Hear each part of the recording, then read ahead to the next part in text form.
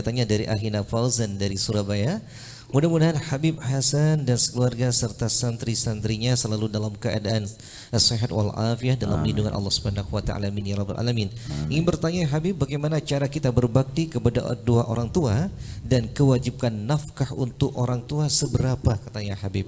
Karena saya pernah melihat video ceramah Guru Mulia Al-Habib Umar. Beliau mengatakan orang yang berbakti kepada orang tua itu adalah orang yang memberi orang tua melebihi kewajibannya. Ada kewajiban, ada bir, ada ihsan.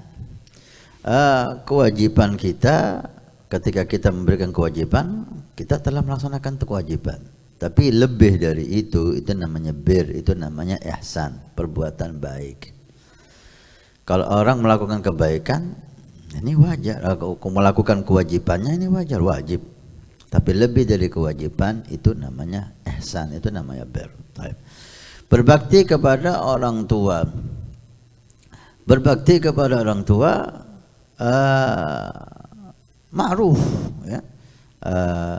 Dalam segala hal kita berusaha menggembirakan orang tua kita. Karena ada hadis mengatakan siapa yang membuat orang tuanya sedih fagad'ak, dia udah durhaka. Artinya kalau berbakti itu membuat orang tuanya senang. Senang dengan apa? Dengan apapun. Apa yang membuat orang tua Anda senang? Ngomong halus, sabar, kemudian khidmah kepada dia, mengikuti nasihatnya selama dalam tanda kutip tidak bahaya, tidak melanggar syariat. Kemudian melayani beliau, ingin membuat beliau itu senang. Anda punya rezeki, umrohkan orang tua Anda. Walaupun itu enggak wajib.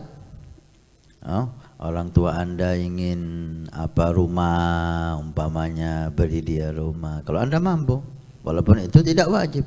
Kewajiban anak kepada orang tua memberikan nafkah. Kalau dia tidak mampu, dia memberikan nafkah orang tuanya. Nafkah, makan ma'ruf. Seperti nafkah kepada anak, nafkah kepada istri. Tapi lebih dari itu namanya bakti. Dan bakti kepada orang tua, hak orang tua tidak bisa kita tunaikan sebetulnya. Hak mereka terlalu besar untuk kita berikan. Walaupun semua harta kita berikan kepada orang tua kita, masih kurang itu. Alhamdulillah orang tua kita tahulah kita ini anak yang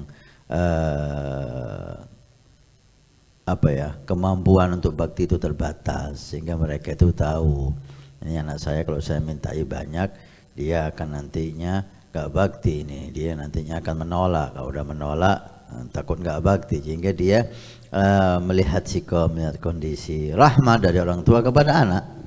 Nah, ada Abdul Haddad, karena Abdul Haddad mengatakan rahimallahu imra'an a'ana walad rahimallahu walidan a'ana waladahu ala birri. Mudah-mudahan Allah merahmati orang tua yang membantu anaknya untuk berbakti. Orang tua didoakan rahmat oleh Nabi jika dia membantu anaknya untuk berbakti kepada dia. Gimana caranya? Ya lihat, jangan sampai ketika anak itu kita suruh dia nggak mau. Sekiranya anak itu nggak bisa atau nggak mau kita suruh, jangan disuruh.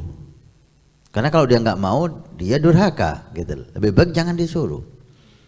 Ketika Anda minta sesuatu yang sekiranya dia tidak mau ngasih atau enggak bisa ngasih, jangan diminta.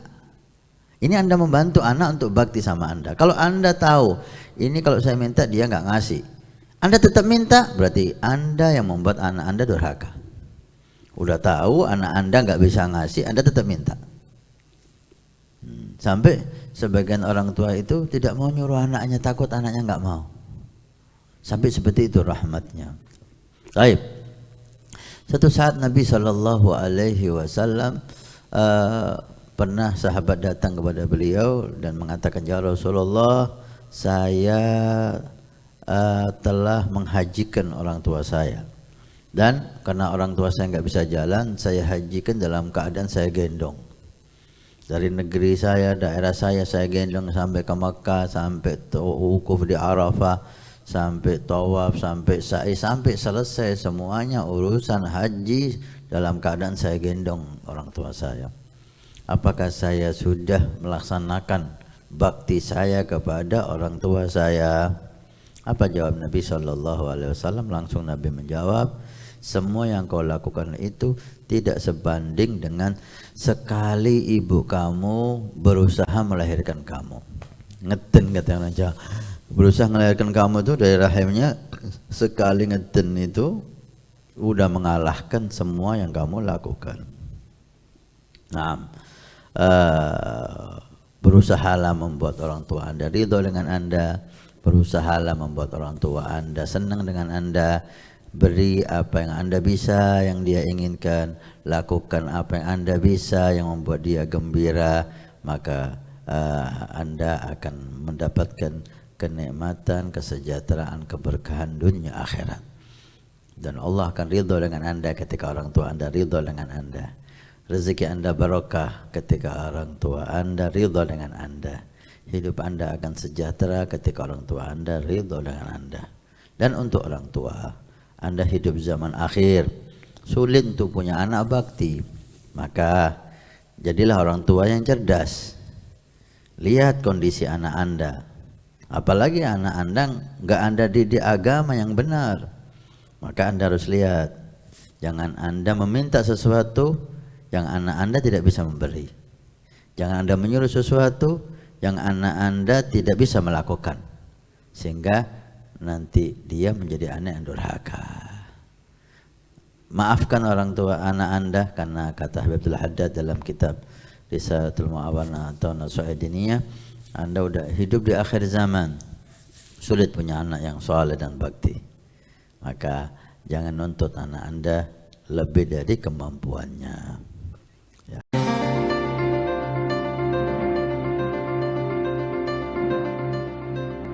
Nabi bersabda, "Man bana masjidan banallahu baitan fil jannah." Siapa yang ikut membangun masjid, maka Allah akan membangunkan rumah di surga. Pondok Pesantren Nurul Iman akan membangun masjid 2 lantai plus aula, maka kami mengajak untuk kita dan Anda mendapatkan rumah di surga. Kami membutuhkan 2.000 orang, per orang 100.000 per bulan selama 1 tahun. Silahkan Anda daftarkan diri Anda atau almarhum dari orang tua keluarga Anda yang sudah meninggal, atau Anda niatkan untuk putra Anda supaya menjadi putra yang saleh salehah. InsyaAllah dengan masjid di Pondok Pesantren Nurul Iman yang insyaAllah makmur dengan sholat, qiyamul lail, zikir, majelis taklim, belajar agama Allah. Setiap kalimat, setiap bismillah, setiap ilmu Anda dapat pahala, setiap rakaat Anda dapat pahala. Hani'an lana wa hani'an lakum kalau kita punya rumah di surga Allah. Mudah-mudahan Allah mencatat kita sebagai hamba